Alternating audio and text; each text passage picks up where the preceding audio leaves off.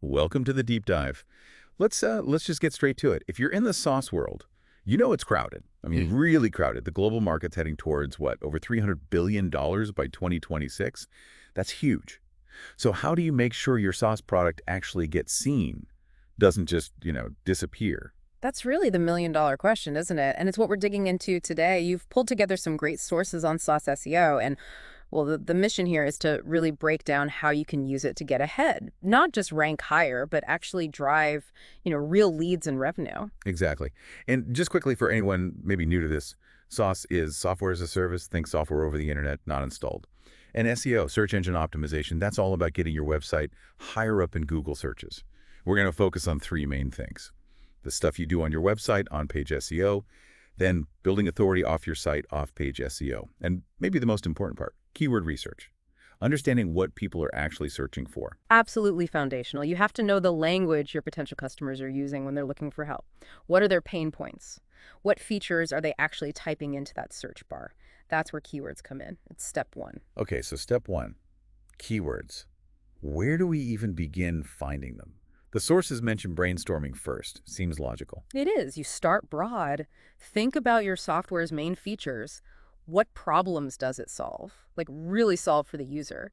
And also think bigger picture industry topics. If you have a customer data platform, maybe initial thoughts are data integration, customer insights, data management tools, stuff like that. Right, putting yourself in the customer's shoes. But how do we know if those brainstorm terms are, any good? Are people actually searching for them? Ah, that's where the tools come in. You need tools like Ubersuggest, Ahrefs, SEMrush. There are quite a few. They show you search volume, like how many people search that term each month. Crucially, they also show competition. How hard is it going to be to rank for that? Got it. Looking for that sweet spot. Decent volume, but not impossible competition, especially if you're just starting out. Now, Google's autocomplete feature came up in the sources. I use that constantly. Yeah, it's super useful for SEO too. Same idea. As you type in Google, those suggestions pop up. They're based on real searches people are doing. It's a fantastic way to find what we call long tail keywords. Long tail keywords. Okay, explain that a bit more. Sure, they're just longer, more specific phrases. So instead of just customer data platform, it might be best customer data platform for small businesses. See, much more specific. The search volume for each one might be lower, yeah, but the competition is often way less. And importantly, the intent is usually much higher. Someone searching that specific phrase, they're probably further along in deciding. They know what they need. That makes total sense. They're closer to buying. But what if you're in a really specific niche? Or the opposite, a market that's just completely saturated. Finding good keywords might feel hopeless. Yeah, that's a common challenge. The sources had some good ideas here. First, think quality over quantity. Even a low-volume keyword can be gold if the few people searching it are exactly your ideal high-intent buyers ready to convert. Okay, so don't dismiss low volume automatically. Right. Second, focus on your unique selling points. What specific features do you have? What unique problems do you solve? Create content around that. Maybe even pages comparing your tool directly to a competitor, like our tool versus their tool. Yeah, I've seen those. Targets people already comparing options. Exactly. And finally, you absolutely should spy on your competitors. Ethically, of course. Use those SEO tools again to see what keywords they rank for. It can uncover opportunities you missed or areas where you can do better. So finding the keywords is one thing, but then we need to actually use them in our content. Right. That's how we connect with people searching. Precisely. You weave those keywords naturally into your blog post, your landing pages, your website copy. This helps people searching for those terms find you. That drives organic traffic visitors from search engines. Plus, the research itself gives you so much insight into what your audience actually cares about, what questions they have. Like if you write about SEO best practices, you'd naturally use terms like search engine optimization, on-page SEO, keyword strategy. It just fits. Okay, so brainstorming, tools for volume and competition, long-tail competitor research. What's next in this keyword deep dive? The outline mentions understanding the search landscape. Yeah, this is about zooming out a bit. What are the current trends in your industry? What topics are hot right now? What are people talking about? You want your content to be timely and relevant, not something that was maybe a big deal last year but isn't now. Makes sense. Stay current. It also mentions seasonality. I don't usually think of SaaS as seasonal, like, say, swimsuits. It definitely can be, though. Think about software for tax preparation. Huge spike early in the year, right? Or maybe software for schools. You'll see interest ramp up before the school year starts. Knowing those cycles helps you plan content and campaigns. Good point. Okay, landscape understood, seasonality considered. Now let's really nail down finding those specific keywords. We start with seed keywords. Exactly. Seed keywords are your starting point. Broad terms related to your product or the core problem it solves. So for that small business CRM example, seeds would be small business CRM, customer management software, maybe sales pipeline tool. The key here is thinking like your customer. What words would they use? Not just your internal team jargon. Talk to your sales team, your support team. They hear the customer's language every single day. Brainstorm together. That's smart. Leverage the frontline folks. Yeah. Okay, got our seed keywords. Now back to the tools like Ahrefs and SEMrush. What are we looking for now? Now you use those seeds to find more keywords. The tools will suggest related terms. So you put in small business CRM, and it might spit out CRM for startups, affordable CRM, customer tracking software. You're looking at search volume again, but also keyword difficulty, how hard it is to rank. Some tools even show clicks. Do people actually click results for this keyword or just look? Clicks are what we want. Okay, and search intent. That sounds critical. Absolutely crucial. Why is someone searching this term? That dictates the content you need. Is it informational? They just want to learn, like, what is CRM? Navigational, looking for a specific site, like Salesforce login. Transactional, ready to buy CRM software. Or commercial investigation, comparing options. Best CRM for small business reviews. For SaaS, you really want to target those transactional and commercial investigation keywords closer to conversions. Okay, yeah, that makes perfect sense. Someone searching CRM pricing is way more likely to buy than someone searching history of CRM. But we probably need content for both, right? Which brings us back to short tail versus long tail keywords. Exactly. Short tail, like just CRM, have huge volume, huge competition, and often unclear intent.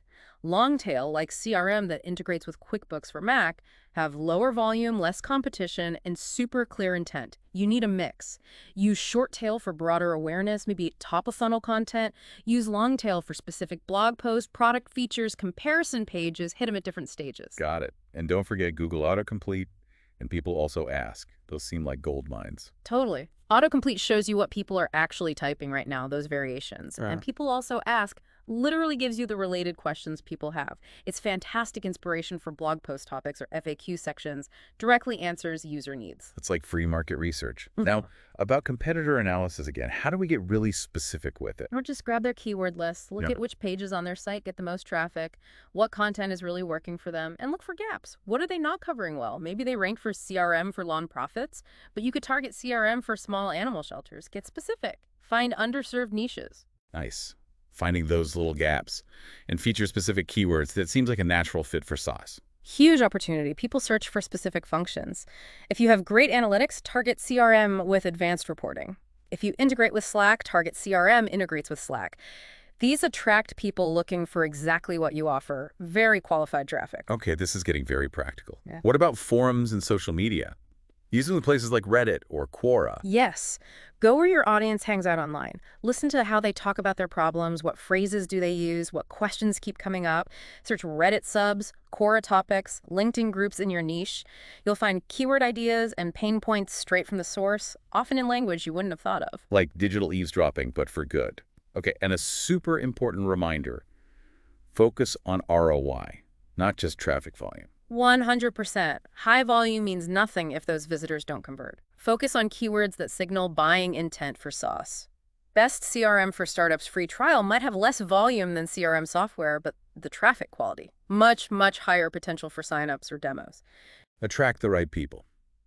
Okay, so we've gathered this massive list of keywords. Now what? The outline says group them. Yeah, you need to organize them. Group them by intent, informational, transactional, by topic or feature, maybe by funnel stage, awareness, consideration, decision. This helps you map keywords to content. Informational keywords go in blog posts. Transactional keywords on product or pricing pages. Commercial investigation keywords for comparison guides. It gives your content plan structure. Keeps it organized, make sure content matches intent. And finally, this isn't a one-and-done thing, is it? Absolutely not. SEO and keyword research within it is ongoing. The landscape shifts, new competitors pop up, search trends change. You need to regularly track your rankings for your target keywords, see what's working, what's not, which keywords are actually driving conversions. Use your analytics. Then you iterate, refine your list, update your content, adjust your strategy. It's a cycle. Validate, iterate, adapt. Okay, let's make this concrete. The example was a SaaS tool that helps find a target audience. Step 1. Type target audience into Google. See what autocomplete suggests. Yep, grab those initial real-world search suggestions. Step 2. Take those suggestions, plug them into Ahrefs, Moz, SEMrush. Check the volume, competition, traffic potential. Right, get the data to see if those suggestions are viable targets. Step 3. Filter. Toss out anything not relevant to our specific tool or our ideal customer. Crucial step. Focus your efforts where they'll have the most impact. Step 4. Competitor research. See what language they use, what topics they cover around target audience. See what's already out there. Find your angle. Identify their gaps. Step 5. Use all the metrics, volume, difficulty, potential traffic, maybe CPC if you're thinking ads, to prioritize and decide which keywords to really go after. Exactly. Make data-driven choices about where to focus your content efforts. Okay, keyword research foundation firmly laid. Let's move to part 1. On-page SaaS SEO. This is optimizing our own website, right? Fine-tuning all the bits and pieces. That's it exactly. It's about making sure search engines can easily understand your site, and just as importantly, that users have a great experience once they get there. We're talking title tags, meta descriptions, headings, the content itself, URLs, images, lots of elements. Let's start with title tags and meta descriptions. Those are the headlines and snippets in the search results. Correct. The title tag is the blue clickable link. Super important for telling search engines and users what the page is about. Should include your main keyword. The meta description is that little summary underneath. It doesn't directly impact ranking much anymore, but it's your sales pitch. It convinces people to click your link instead of someone else's. Make it compelling. Include keywords naturally. Okay, first impressions matter. What about headings? H1, H2, H3, and other break tags make it easier to read. SEO impact. Big impact. They structure your content logically.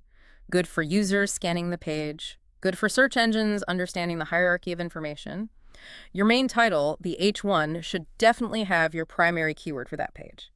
Use H2s and H3s for subtopics and sprinkle in related keywords there too. It adds context. Structure for Yumis and bots. Got it. And the actual content obviously needs to be good, but how do we optimize it without sounding like a robot? Quality first, always. Right for your users. But use your target keywords naturally and strategically within that great content. Make sure the content fully covers the topic, answers the user's likely questions based on their search intent. Definitely avoid keyword stuffing, just jamming keywords in everywhere. It reads terribly, users hate it, and Google will penalize you. Focus on relevance and value. Quality and relevance. Okay, URL structure. I've seen some crazy long URLs. Best practice. Yeah. Keep them short, clean, easy to read. And include relevant keywords if possible. So something like yourdomain.com features CRM-integration is way better than yourdomain.com page id123.resxyz.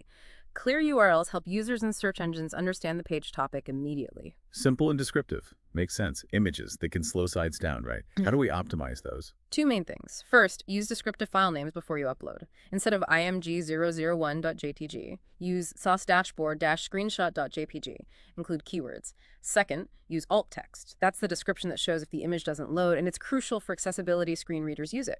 Describe the image accurately and include relevant keywords naturally. And yes, absolutely compress your images. Huge file sizes kill loading speed. Faster speed, better UX is better SEO. Okay, descriptive file names, alt text, and keep them small for speed. What about internal linking? Linking between pages on our own site. Super important. It helps search engines discover all your pages and understand how they relate to each other, your site structure. It also helps users navigate and find more relevant content, keeping them on your site longer.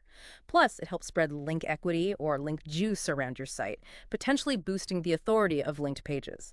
Helps users, helps Google, keeps people engaged. Good stuff.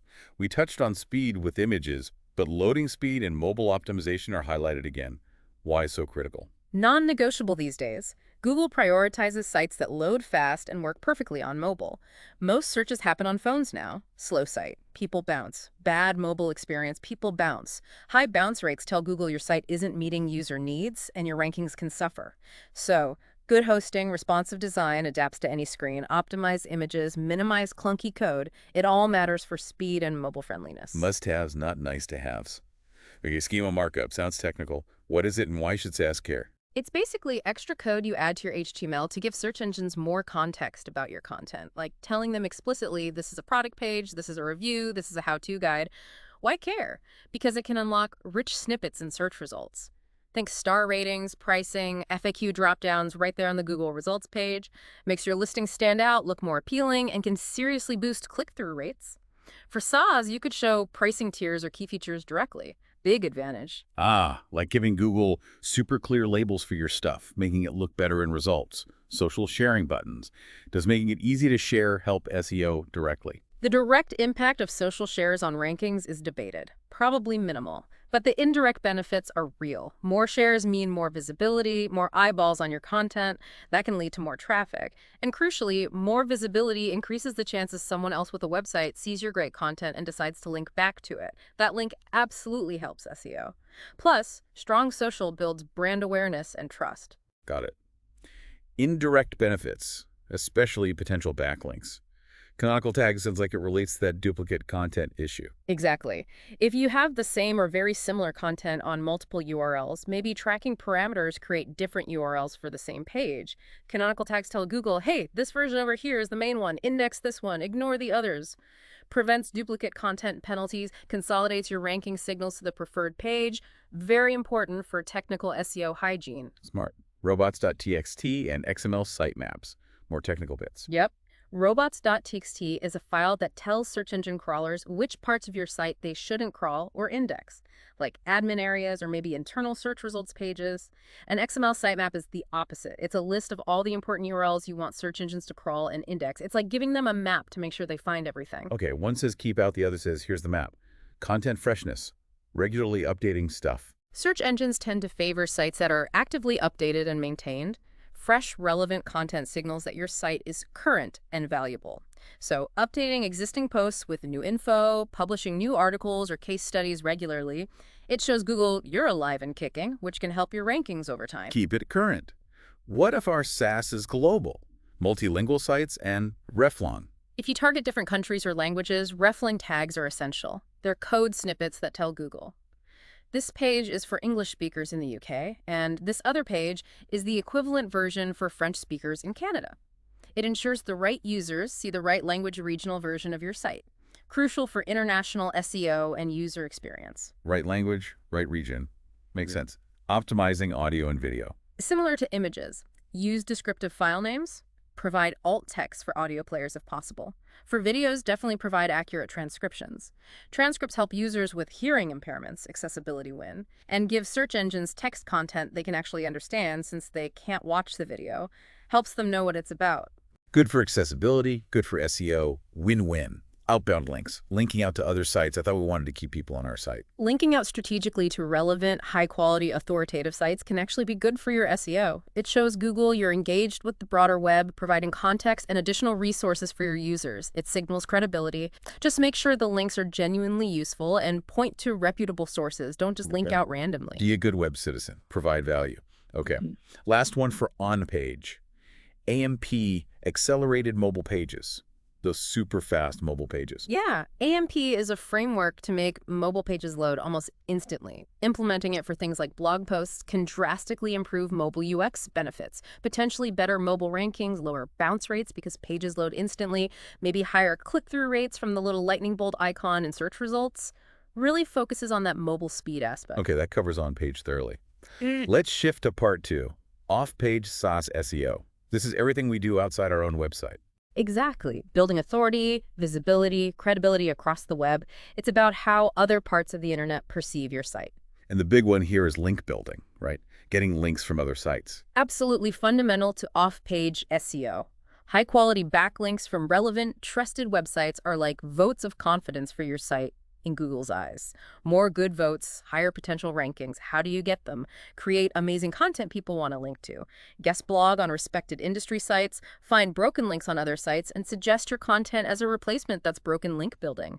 Or the skyscraper technique, find great content, make something even better, then reach out to sites linking to the original and show them your superior version. Takes effort, but works. Requires hustle. What about social media marketing? How does being active on Twitter or Facebook play into off-page? It helps massively with visibility and traffic, even if the social links themselves don't have huge direct ranking weight. When you share content, more people see it. Some of those people might have websites and decide to link to your content later. Plus, Strong social media builds your brand, engages customers, builds trust, all positive signals that indirectly support your overall authority in SEO. So amplifying reach, building brand, potential for future links. Yeah. Okay. Forum participation, commenting on blogs, still worthwhile. It can be, if done right. The key is adding genuine value. Participate in relevant industry forums, leave insightful comments on blogs, build relationships. Don't just spam links. Be helpful, become known as knowledgeable. Occasionally, a relevant link back to your site might make sense in that context, but the main goal is relationship and reputation building. Value first, not spam. Got it. Press releases. Seems more like PR SEO angle. There's definitely overlap. A well-written press release about company news, a launch, a partnership, if picked up by news sites or industry blogs, it generates visibility. And often, those publications will include a link back to your website in the story. So yes, press releases can contribute to your backlink profile and off-page SEO. Another way to get the name and link out there. Okay, last off-page tactic.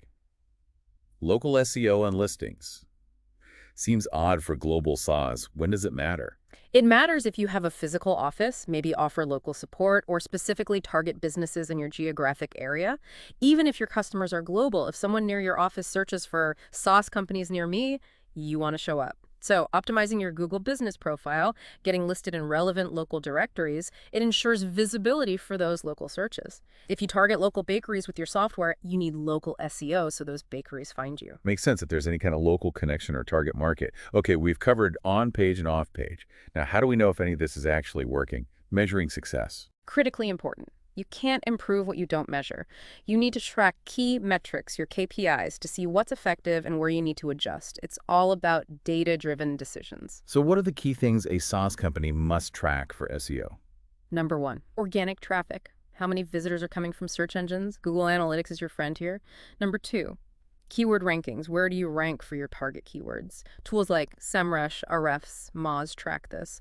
Number three, backlinks. How many sites link to you, and what's the quality of those links? Again, Ahrefs, SEMrush are great for monitoring your backlink profile. Okay, traffic, rankings, links, direct SEO outcomes. What about user behavior on the site? Does that tell us anything? Oh, absolutely. Metrics like bounce rate, what percentage of visitors leave after viewing just one page. High bounce rate might mean your content isn't relevant or the UX is bad. Also, time on site. How long do people stick around? Longer usually means more engagement. And the ultimate metric for SaaS conversion rate. What percentage of visitors sign up for a trial, request a demo, buy something? That's the bottom line. SEO efforts need to drive actual business results. Right. Traffic is great, but conversions pay the bills. And we need patience. Right. This isn't overnight. Exactly. SEO is a marathon, not a sprint. It takes consistent effort over months, sometimes longer, to see significant results. Don't expect miracles in week one. Stick with it. Consistency and patience. Okay, knowing what to do is great, but what about common pitfalls? Let's talk mistakes to avoid. Yeah. Keyword stuffing is top of the list. Yeah, still happens. Just cramming keywords unnaturally into text. It reads awfully. Users hate it. Google hates it. Can get you penalized. Focus on natural, strategic use and quality content, please. Definitely avoid duplicate content. Having the same stuff on multiple pages. Big problem. Confuses search engines which page should rank. Dilutes your authority. Use those canonical tags we talked about to point to the one main version.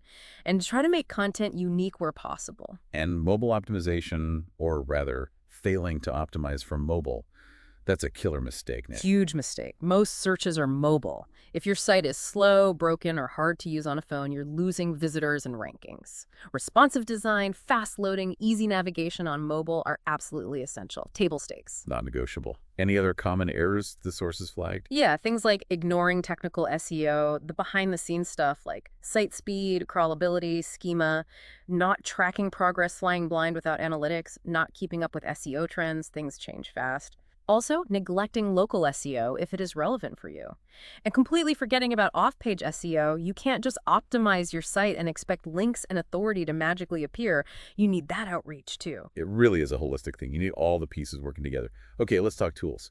The outline listed 6 must-haves. Ahrefs first. Ahrefs is a powerhouse. Amazing for keyword research, tracking rankings, but especially strong on backlink analysis, seeing who links to you and your competitors. Great for content research, too. Really comprehensive. Moz, another big name. Also very comprehensive. Strong on keyword research, site audits, rank tracking. Moz is also known for its great educational content. Their blogging guides are excellent resources for learning SEO. Screaming Frog. Sounds fun. Right. What's its specialty? Ha! It's a website crawler. You unleash it on your site or a competitor's, and it crawls it like a search engine, finding technical issues, broken links, redirect errors, duplicate titles, missing alt text, essential for technical SEO audits. Finds all the technical gremlins. C-Rush. Another all-around giant, really strong on keyword research and competitor analysis. You can see competitors' top keywords, ads, content, great dashboards for tracking overall performance. Very popular. Answer ranking. Pitched as an all-in-one. Yeah, SEO ranking aims to bundle a lot of core SEO functions together. Keyword research, rank tracking, site audits, competitor analysis, and reporting features can be a good option if you want many tools in one interface, potentially more cost-effective for some. Lots of powerful options there to help manage all this. Yeah. Okay, almost wrapping up. Quick FAQs. First one, just remind us, what is SaaS SEO in a nutshell? It's optimizing your SaaS website and content so it ranks higher in search engines, drives relevant organic traffic, and ultimately gets you more leads and customers. Simple as that. And is it really that important for SaaS companies today? Yes, absolutely vital. It's how you get found by people actively looking for solutions like yours. It drives sustainable growth in a very competitive market. Organic search is often a top channel for customer acquisition. And one basic pillar of any SaaS SEO strategy, if you had to pick one foundational thing. Keyword research and content optimization. Understanding what people search for and creating great content that meets that need, that's the core. And just for clarity, SaaS versus SaaS. Quick distinction. Right. SaaS is software as a service, what we've been talking about. Yeah. SAA, different context entirely, can stand for Sex Addicts Anonymous, a support group. Important not to mix those up. Good clarification. Okay, so bringing this all home, SaaS SEO isn't just optional, is it? It's pretty much essential for growth. It really is. In this crowded digital space, optimizing for search is how you connect with potential customers organically, build authority, and drive the leads that fuel your business. And the good news is, with the right approach, the right tools, and consistent effort, it's definitely possible to improve your visibility and attract those customers. But remember, it's an ongoing process. SEO isn't set it and forget it. You need to keep learning, keep testing, keep adapting to algorithm changes and competitor moves to maintain and grow your results. So the big takeaway, make SaaS SEO a core, long-term strategic priority. It's key for sustained success online. And hopefully this deep dive gave you a solid roadmap. If specific tools or techniques spark your interest, definitely explore them further. Thanks for diving in with us. Absolutely. It was a great overview. And maybe one final thing to chew on. With AI becoming so ingrained in search engines, how might that change everything we just talked about? How will generative AI and search results impact SaaS SEO strategies going forward? That's the next big wave to watch and adapt to. Food for thought.